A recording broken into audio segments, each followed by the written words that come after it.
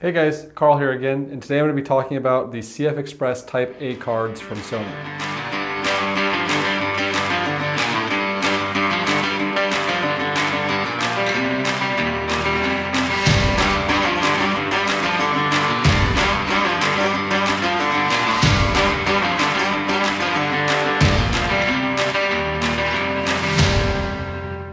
First thing I want to go over on this guy is the price.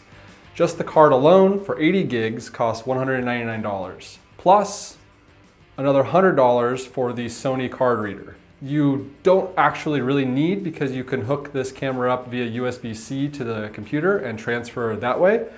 Personally, I think spend the 99 bucks. Cost per gig is around $2.50, and that's just for the 80 gig. It's a big investment versus the V90 cards, which they're not cheap. These V90 cards are still in the range of like 129 bucks per card. Personally, 64 gigs doesn't get you a lot either, especially if you're shooting in 4K All-i or something along those lines. And then you don't have the capability of doing the 240 frames per second or the 4K 120 frames per second All-i. The 160 gigabyte card is $399, 400 bucks. That's crazy. It's a lot of money. It's a lot of money per gigabyte. It's kind of crazy, personally, to spend that much money just to get a few more options on this camera. But to get those options, you have to spend the money to do so. All right, next up I'm going to be talking about the read and write speeds of these cards. The Type A card has a read speed of 800 megabits per second and write speed of 700 megabits per second. So it's really fast. It does a really good job at what it's supposed to do. And that's awesome. It should, for the price that you're paying for it. Then you have the standard V90 card that gives you a 300 megabits per second read speed and a 299 megabits per second write speed. It doesn't take a mathematician to know that you're getting more than double on both of those when it comes to how fast you can write data to their card. Honestly, like, it's awesome. Being able to shoot at high frame rates, to being able to have that availability is great. It's what it's supposed to do. Third thing I want to talk about is record times. Per 80 gigabyte card, this little guy, you're only getting 45 minutes per 4K All-i codec, 422 10-bit. If that's not that much, and you're going to fill up cards fairly fast, especially if you're doing a lot of takes, or if you are, doing a talking head interview or something like that. It eats up time pretty quickly. So you're going to need more than one. And that's kind of where the nice thing about the V90 cards comes in. They're cheaper, still a premium, but cheaper. And you can shoot in 4K 24 frames in All-i on this card. If you want to do 120 frames in the All-i codec, you're going to need the CF Express Type A card, unfortunately. And so let's just say, for whatever, you want to use 240 frames per second, you have to use the CF Express Type A card. You need to have more than a couple, especially if you have an issue or something like that. Just good practice to have a couple more cards. So I would find myself using this only for the high frame rate, higher codec stuff while I'm shooting all that. And then I would use these V90 cards as my primary talking head interview and just some standard B-roll type stuff. If I'm doing 24 frames or 60p or something like that, these will work just fine. And then number 4, I want to talk about fit and finish.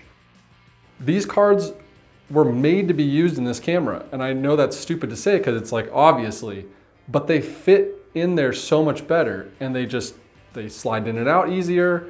So the one problem I have with my SD cards in this camera, that when you go push it out, it always gets stuck a little bit. So you have to put your fingers in and like pull it out, and you feel like you're breaking it every time. It's just not very intuitive. This guy, on the other hand, just goes right in. You press him once, he just pops right out. I mean, it's very custom made to use these, and obviously it's made to use these in this camera. But the fit and finish is just way better when it comes to using these SD cards versus the V90 cards. Just heads up, that's definitely one of the positive things of this card, is that it just works so much better all the way through in this camera. Then one of the last things I want to talk about is the card reader. It's a pretty boring thing to talk about a card reader, honestly, like it's nothing that special.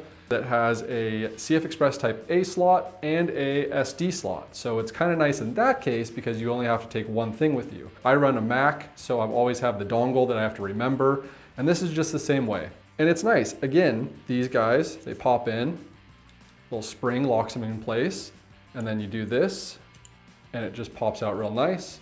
It works really well. If you run the SD card, it runs the same way. You have to run it upside down. Don't ask me why, but it clicks in the same way, and then it pops out, and it's the same thing as the actual camera. You always feel like it's a little stuck.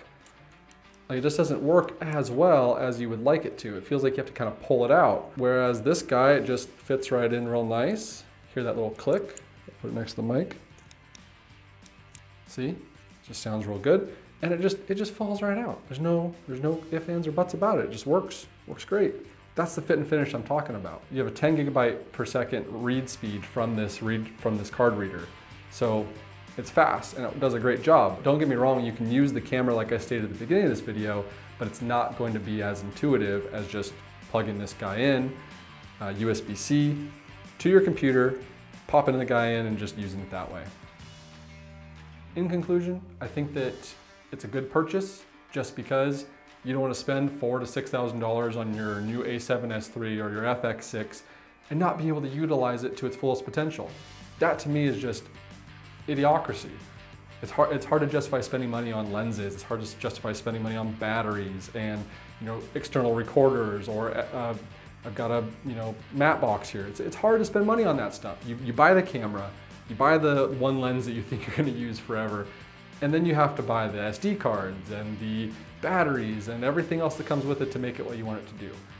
It's frustrating. I totally get it, but unfortunately, it's the name of the game, and Sony, they do a great job, but they also have a very good way of making money, and that's locking off things so you can't do it with what you can purchase cheaply.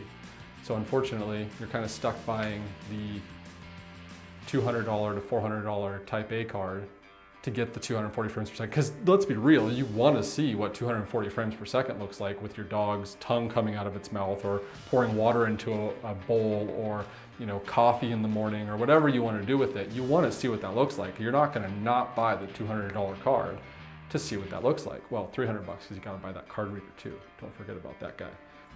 I digress. Thanks for watching. Talk to you guys in the next one. Peace.